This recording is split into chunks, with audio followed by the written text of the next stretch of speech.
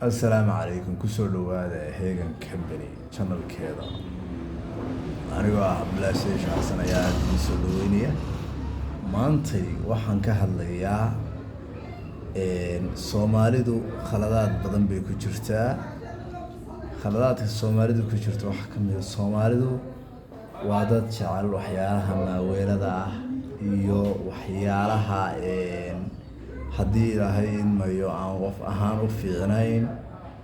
marka waxaan kula talin lahaa inay iska daayaan waxyaalaha maaweelada ah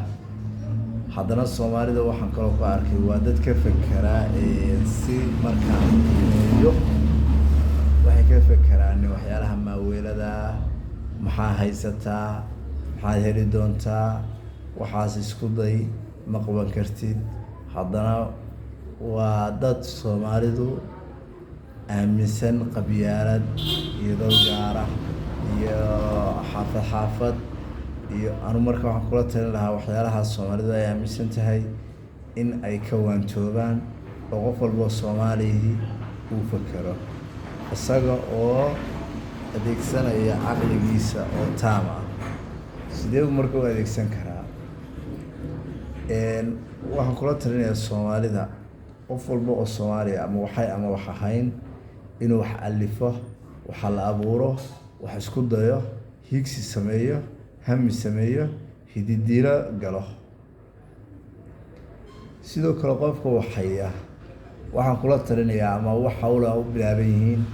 inuu ka fakaro intiisa iyo outkiisa ama waxa soo galaya iyo waxa ka baxaya uu ka fakaro sida waxa soo galaya u badan lahaayeen waxa ka baxaya oo yaraan lahaayeen sidoo kale waxaa la rabaa qofku inuu ka fakaro sida uu system u abuur lahaa systemkaas oo ah mid asaga waxtar ugu filaan kara haddaba sida systemka ku abuuran kartaa weeye ifan maanta kale adigu waad shaqaysaa waxaad shaqaysay $5 waxaad joogtaa Soomaaliya $5 $3 waad diilatay $1 waa kaydsatay $1 wuxuun wax ku noqon kara ayaad ku gadatay maxaa markaa laga soo baxaya halka $1 wax ku gadatay wax buu noqonayaa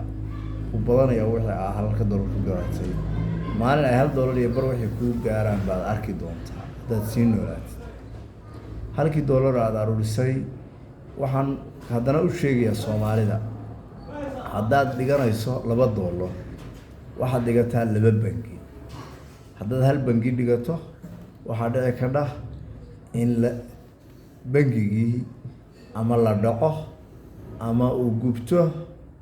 ama se haddii ilaahay meeyo lacag khaldamaan waxaagana waxaa khasaaray ay ka mid noqdaan ama khadkiisu uu isku dhex yaaco ilaa waxa aad farsameeyay moogta marka hadda $2 haysatid oo meel dhiganaysid 2 bangi dhigo $3 haysatid 3 bangi dhigo $4 haysatid 4 bangi dhigo $5 haysatid 5 bangi dhigo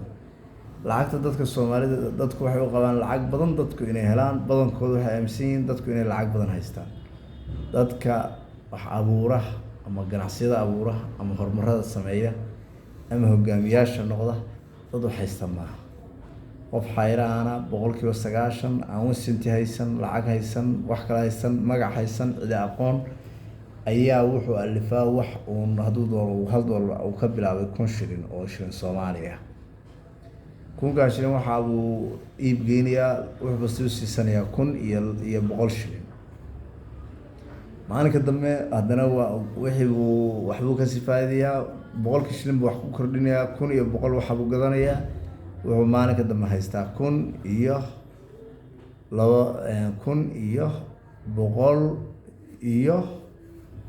haddii ilaahay idmayo iyo 10 shilin buu haddana tiriibka dambe faa'iidaya sidaas ayay dadku lacagta ku tabcaan lacagtaada hanti markaad tabcanaysid hantidu waxay u baahan tahay in adigu gacantaada ku haysatid haddii aad qof u dhiibatid waxa qof ku hayo adigu ma lihid mana haysatid maantay halkaas ay noo joogaysaa subscribe iyo like iyo share ina saadaan channelka waan rajaynaynaa barnaamijkan barnaamij taxanaaba ka sii dhigi doona insha Allah